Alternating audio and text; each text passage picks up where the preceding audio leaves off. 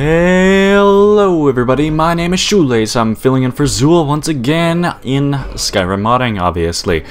Today I'm going to be tackling the mod Tame the Beasts of Skyrim Part 2. Let's take a look. Okay, first thing you need to do in this mod is head over to the Whiterun pet store, which is a new building that's added by the mod that's just a little bit to the left of the stables. So once you go inside of the pretty nicely made house, I think it fits in pretty well with the scenery, you go inside the shop to meet two new fully voice acted NPCs, both of which I'll show you clips of later to let you get your own opinion of how the voice acting is for this game. Now, of course, the inside of the house is very well cluttered. It's very nice. Other than the realistic lighting overhaul incompatibility, it is very good. Now, of course, you talk to the girl in the shop, and she will direct you on how to use the shout that allows you to tame beasts. Of course, there's a lot of other information that you can get off her, like where she learned her stuff, a bunch of other things about taming beasts. How to tame horses is also an option in this mod, and a bunch of other options that you can use once you learn how to tame your beasts. Okay, so she gives you the words Kelvatura, which I'm assuming they got from the actual vanilla game by combining some words together. The shout that you actually use is very well spliced together, and I'm pretty impressed by it. Kelvatura! So once you learn that, you can go on your merry way and tame as many beasts as you want. Okay, all you need to do now is just equip the shout and shout at the nearest animal. Once you do that, there's two things that could happen. Either that they will run away to the pet shop, or they will disappear to it. After that, all you have to do is go down to the pet shop and summon them. Of course, after you finish doing that shout, you get this little tab here, which allows you to choose whether or not you want your pet being a tank, a DPS, or a magical-based creature. I'm just going to pick tank. Basically, all it does is just reinfers whether or not it's going to increase its damage, its magicka, or its amount of, health that it has per level up of the pet. Now, of course, after you get your first pet, you get a ton of alteration spells added to your list. On alteration spells, this contains command attack, abandon beast, beast information, call a pet, choose name, set beast home, and take beast. So a lot of different interesting choices that you have available. Okay, so once you get back to the pet store, you can go ahead and talk to your pet and tell him to come with you. And then he shall be kind of similar to a companion, that he just follow you around, attack any enemies that you may or may not have. Now, there is a slight delay of how long it takes for them to come with you depending on which beast you have, but in this case it seemed to come almost instantaneously. Now, of course, this actually adds a lot to your character, gives you someone to talk to if you're doing a let's play. It's just a very nice, friendly company, like a piece of company that you have coming with you all the time. And of course, using the beast information and the choose name are probably your two most important alteration. Oh, wow, well, that's weird.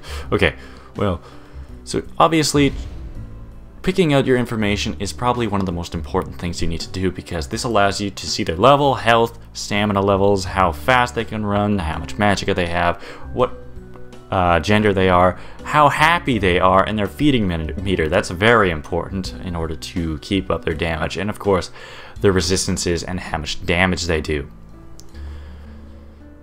Choosing the name will just bring up the console thing. You can just type in anything. I'm gonna go with Xuul, Xuul. Don't ask why I think he's a deer, for that is a question that I do not know the answer to.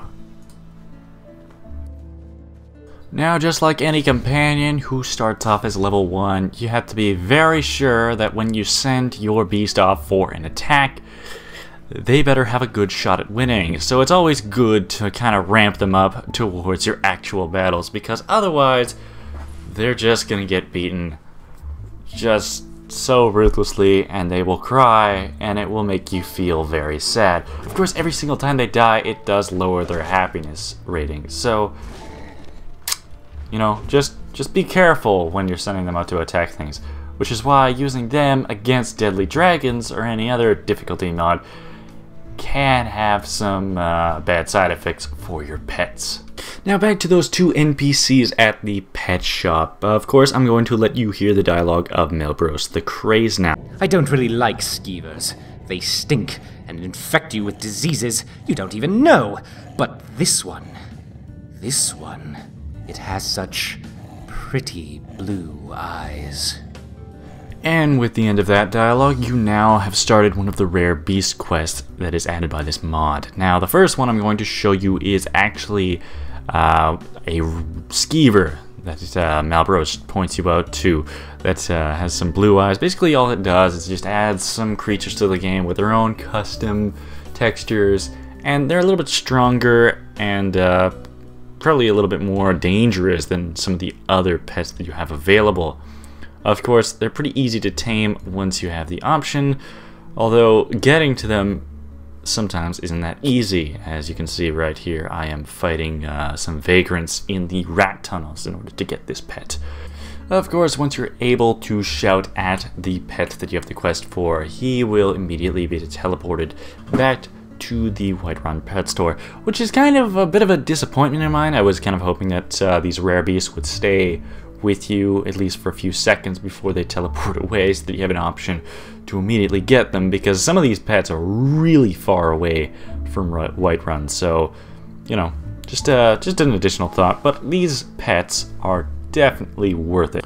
Of course, it wouldn't be much of a pets mod if you weren't able to get rid of them with a bit of cash on the side. So depending on your level of pets, the rarity of it, I'm sure, has something to do with how much they're worth. You can go into the pet store, talk to the girl behind the desk, and she will sum up an appropriate price based on its skills and attributes, and will give you a certain amount of money. In the end, a pet will be your most loyal companion. Take care of it. Okay, then once you talk to her, then you can just sell the pet, and she will give you the appropriate price, just as said before. Of course, you can always talk to Melbros right afterwards, and you can continue getting rare beasts.